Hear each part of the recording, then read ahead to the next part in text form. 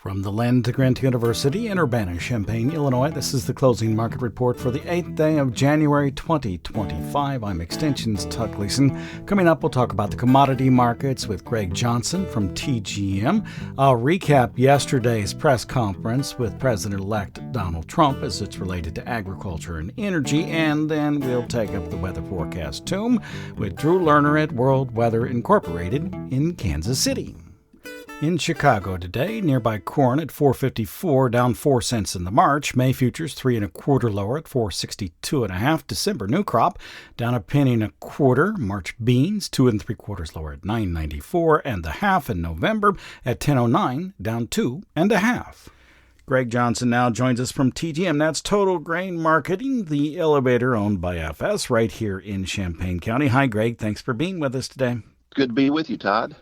Today, the market is quiet. I suppose that's just now awaiting the USDA reports due out at 11 o'clock on Friday morning. We can discuss those in a moment. But what have the fundamentals been telling you about the marketplace domestically and on the global perspective since the winter break began? Well, fundamentally, the corn demand has been very good. Exports were raised last month by USDA because the exports were ahead of pace. Ethanol usage is slightly ahead of pace. It's basically right on schedule. Feed demand has been lackluster, but of those three, 2 of the 3 demand components have been better than expected. So the demand is good, and the farmers are selling a little bit, but still waiting as they tend to do this time of year. So a lack of movement from the farmers combined with a little bit of demand has really helped the corn market out price-wise. We've gone up 50 cents. March futures have gone up 50 cents since right before harvest. The basis has improved 40 cents since right before harvest. So we've had a cash increase in prices of 90 cents a bushel. And, it hasn't been anything that you can point to any one particular week. It's just been 2 cents here and 3 cents there. But over time, we are 90 cents higher than where we were right before harvest. And looking back even farther, we started 2024 at about $4.50 cash corn, went all the way down to $3.60, and now we're right back to $4.50 again to start 2025. So we're starting in the same place this year as we did last year. We'll see how we end up, but the fundamentals for corn are very good. Conversely, for soybeans, not the same fundamentals. We've got a bigger supply. Exports are okay, but they need to be okay to get rid of this bigger supply. And then, of course, Brazil planted more beans, and they're off to a phenomenal start. Argentina planted more beans. Now, they're a little dry, but they don't even have all their beans planted. And it's not the whole of Argentina that's dry. So, I mean, we could have some problems, but to me, it's still too early to say for Argentina. They just got them planted. So, when the beans are small, they don't need a lot of rain. Brazil, on the other hand, January is the critical month. That's the seed setting or pod setting and pod filling month. And they've been getting good rains for 90% of Brazil. The extreme southern part's a little dry, but Brazil's off to a good shape, off to a good start. Argentina, too soon to say one way or the other. And we've just got a tremendous supply of beans. And so the fundamentals aren't the same for beans. We've lost 90 cents on the futures market since the first of harvest. Basis has improved 45 cents, but cash prices, that would mean they're down 45 cents from where they were 1st of October. So different fundamentals on the bean side than what we've seen on the corn. On the corn, do you suppose that once Friday arrives, USDA will change very much? And it may very well be the grain stocks that prompts WASDE, because they look at all those numbers before they put their supply and demand tables together. They'll do that when they're in lockup.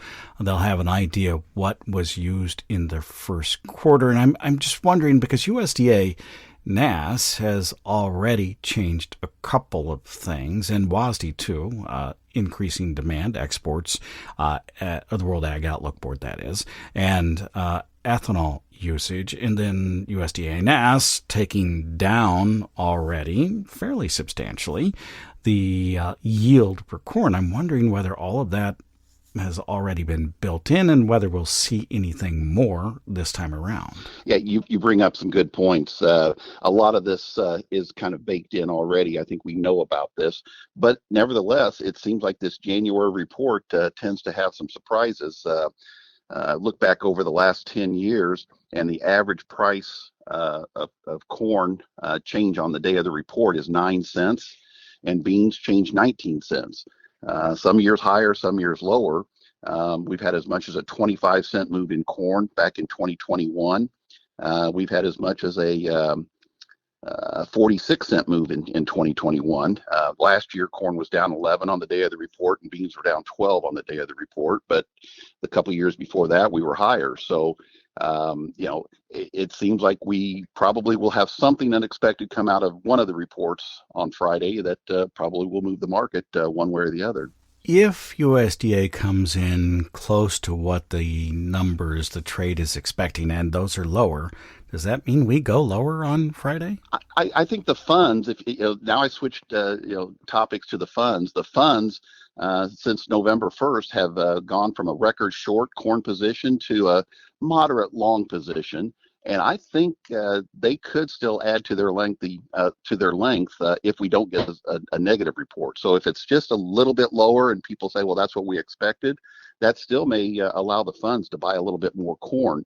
The funds were short 1.2 billion bushels, billion with a B, back on November 1st, and now they're long 1.2 billion. And they have been as long as 1.5 billion in certain years. So they've still got some more length if they want to get long.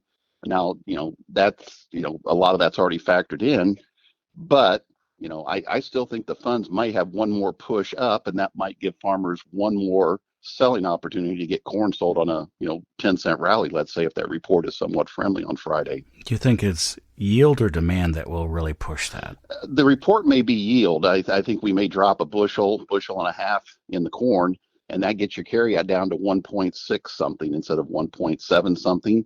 And a lot of the funds just trade the raw numbers.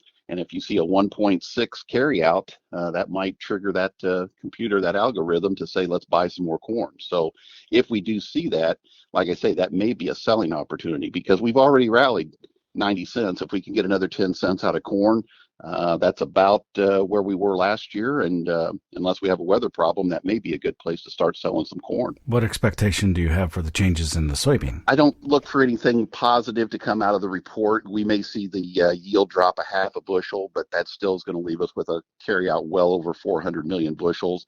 It's probably going to take a weather problem in either Argentina or Brazil to really get the bean market to move up. Otherwise, it just seems like $10 cash seems to be the limit on the upside. $9.50 has been holding on the downside, but at some point in time, if they, we get another month off the calendar and the crop is still good down there, $9.50 may not hold. So hopefully we'll get one more chance to sell $10 beans and take advantage of that.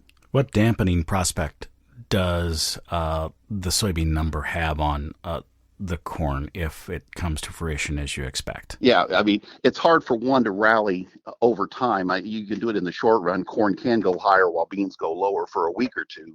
But over time, if beans really drop down to the $9 level, let's say by next fall, it's hard to imagine the corn's going to stay, at the 450 level. So, if beans go down, it probably will drag the corn down with it to some extent. They're not buying acres is what it amounts to. Well, yeah, that's it. We don't want any more bean acres. And if we get too many corn acres, then we'll have a surplus of corn. So we're walking that fine line between trying to get maybe 2 million more acres of corn, but we certainly don't want 3 or 4 million more acres of corn. Hey, thank you much. Hey, thank you, Todd. Greg Johnson is with TGM. That's TotalGrainMarketing.com.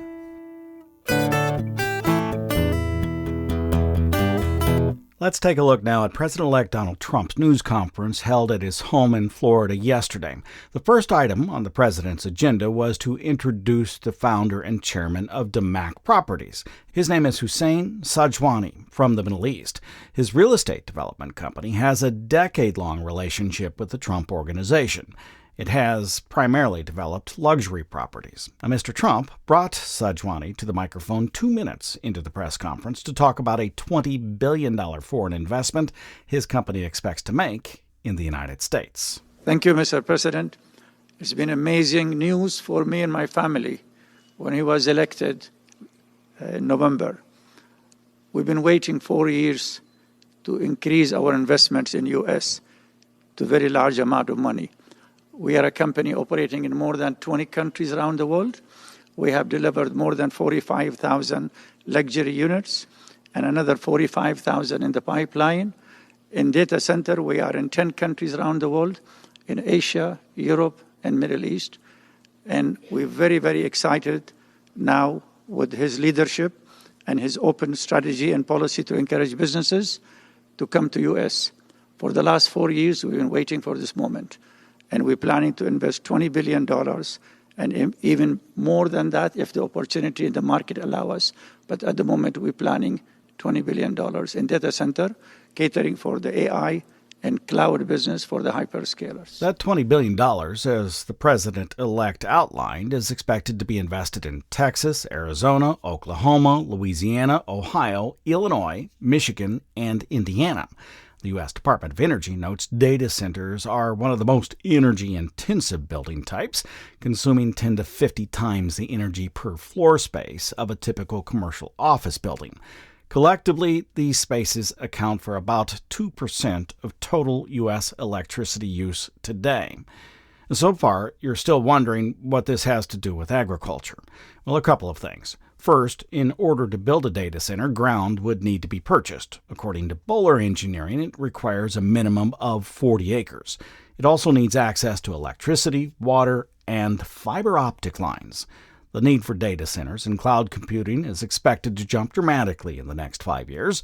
The president-elect wants to clear away environmental red tape involved in projects worth billions of dollars. So here are some notes. DMAC would be a foreign investment. Data centers take up at least 40 acres of land. The data centers require 10 to 15 times the electricity of a commercial office building. Now, about the electricity and farmland. President Trump is clearly not a fan of windmills. This is well known, but he did a bit more than mention it yesterday. And you can talk about windmills. They litter our country. They're littered all over our country like dropping paper, like dropping garbage in a field. And that's what happens to them because in a period of time they turn to garbage. Most expensive energy ever. They only work if you get subsidy. The only people that want them are the people that are getting rich off windmills, getting massive subsidies from the U.S. government. And it's the most expensive energy there is. It's many, many times more expensive than clean natural gas. So we're going to try and have a policy where no windmills are being built. Off the coast of New Jersey, they want to build like 200 windmills. The people are going crazy. Nobody wants them. Clearly, some farmland owners want them, as is demonstrated by a short drive from many places in the Midwest. Clean energy is the driving force behind the windmills and the solar panels, and you could argue, as many do, even biofuels like ethanol and sustainable aviation fuel. Donald Trump, however, understands energy as drill baby drill, or oil, coal, and natural gas, even as it's related to the price of groceries. He was asked near the end of the Mar-a-Lago press conference yesterday what the American people could expect from his second-term administration when they go to the grocery store. Energy is going to bring down prices. We're going to have a lot of energy, and energy is what brought it up. Energy and their bad spending is what brought it up, and energy is going to bring it down. We're going to have prices down. I think you're going to see some pretty drastic price reductions. As an example, food, bacon, ham, apples, everything has gone through the roof. It's one of the reasons I won. In perspective, if the price of food were to actually decrease, that would likely represent deflation and possibly lead to an economic depression. Neither of these would be good for the American farmer and might further exacerbate the current situation.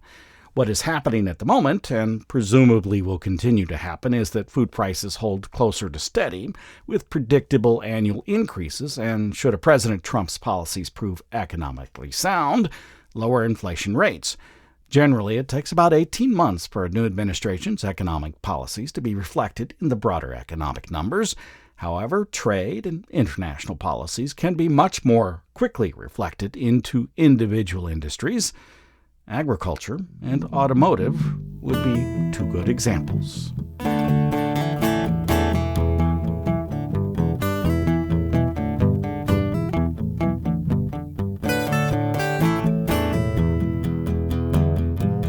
Let's turn our attention now to what's happening in the growing regions across the planet as it's referencing the climate and the weather. Drew Lerner is here from World Weather Incorporated in Kansas City.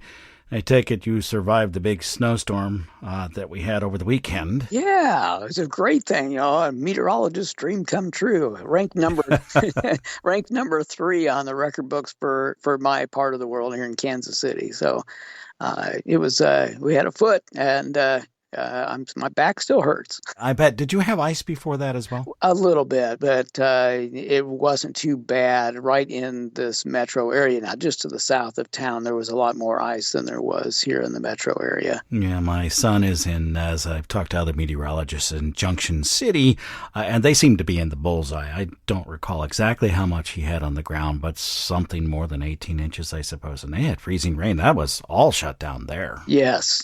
In fact, never before have I ever experienced this, but they put out an alert on everyone's cell phones that no one was to drive across any Kansas road. They had closed, I believe it was 80 to 90% of all roads in the state. Wow. That is a tough winter storm. They might be digging out. Some of those areas are probably still digging out at this point. Let's come back to the U.S. In just a bit, but turn your attention to the crop at hand, particularly in Argentina. That soybean crop's still very early, a corn crop too, in its season. Can you give me an assessment of where you believe it is and what the weather is like? Yeah, the majority of Argentina has a really long growing season. They start planting early, and they're still planting, although they're about done now. But so the crop is in all kinds of different stages of development. So that's the very first thing that we have to know. There's some crop that has just recently been put in the ground, and that crop is, of course, vulnerable to all kinds of problems because we are drying out Argentina. The topsoil moisture is marginal at best at the moment, with the exception of Cordoba, which is actually in pretty good shape. But with the limited topsoil moisture, germination, emergence, and establishment, it's going to be pretty bad for some of these more recently planted crops. Now, for the crops that were planted back in November, there's good subsoil moisture still across Argentina. We have not seen any excessive heat yet in the majority of the country, so the crops are really hanging in there pretty good. And when I step back and I look at the big picture, as of today, we have seen no yield loss in Argentina. Now, that may change a week from now because we are going to not only perpetuate the dryness for another 10 days at least, but we're also going to turn the heat up. And it's going to get real hot this weekend and especially next week. And we'll see temperatures in the 90s to slightly over 100 degrees every day and no rain. And the no rain will be with us for 10 days there. And maybe a few showers will show up in days 11 through 15, but it will not be a soaking. So stress will be on the rise. Those late planted crops are really going to tough it out. The early planted crops will probably hang in there for a big part of this period, but I think by the time we get to this point next week, we'll start pressuring some of those yields downward a bit. Elsewhere in South America, I assume Brazilian farmers are saying, hey ho, we've got a crop ready to go. They've got a good one still in most of those areas? Yeah, I think they do. It's really hard to come up with a real issue there with the crop and how it's performed up to this point. Now, there is a little concern about too much rain, perhaps, as we mature the crop and start harvesting it. That's the early soybeans we're talking about. The wettest bias here recently has been Minas Gerais and Goiás. Now, Goiás produces about 13% of the early soybeans. Minas Gerais is probably pretty low number, so they don't really count too much. Mato Grosso, which of course produces almost half of the safrinha corn and most, about 70 or 80% of the cotton, that particular state has not been that wet, and so the harvest looks pretty good as long as it can stay as it has been. Now, Mato Grosso is going to get wetter as we move forward through the next 2 weeks, and there's a little bit of concern that may slow down the maturation and the harvest. And the reason why this is an issue, not because of soybeans, but because of the safrinha corn that comes in behind this. And that corn crop really needs to get planted as quickly as possible because they lost a little bit of time by the delayed seasonal rains at the beginning of the season this year. Now, the weather's been so good in Brazil, I think they've really caught up a lot of that development. But there is still concern that if we get too much moisture these next few weeks, that we may be late getting that safrinha crop in the ground or later, and that could lead to a problem with reproduction during the dry season. So a close watch on that. I don't know that I would sit here today and tell you, that crop is in big trouble. The reason why I say that is, number one, I think that these Brazilians will be able to get a lot of that crop in the ground relatively quickly if they can just get a few days break. And then second of all, because we do have this weak La Nina-like environment, I think there's a slight chance that we could prolong the shower activity in Brazil just enough that they might be able to, make up the difference on a week or two of late planting. So it's not a done deal and something we will be watching closely. And finally, here in the U.S., what do you see for the month of January, the rest of it, that is, and any concerns at all? Yeah, I think for the rest of the month, we're going to at least have 2 weeks of cold weather. Next week, we'll warm up just a little bit, and then we'll get a new surge of cold beginning to push back across the country in the third week of the month.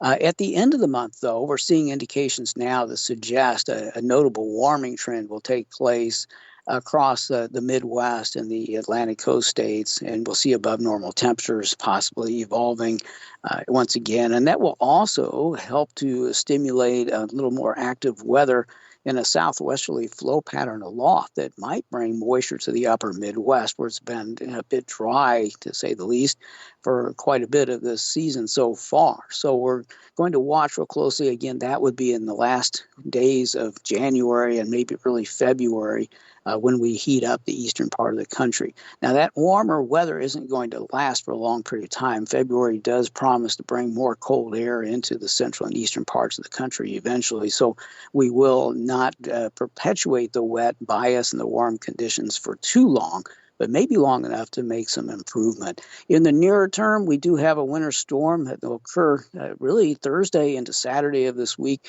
from Texas into Virginia and the Mid-Atlantic region. Going to be an impressive storm for the northern parts of the Delta. They could get anywhere from 2 to 6 inches of snow and local totals to 10 inches.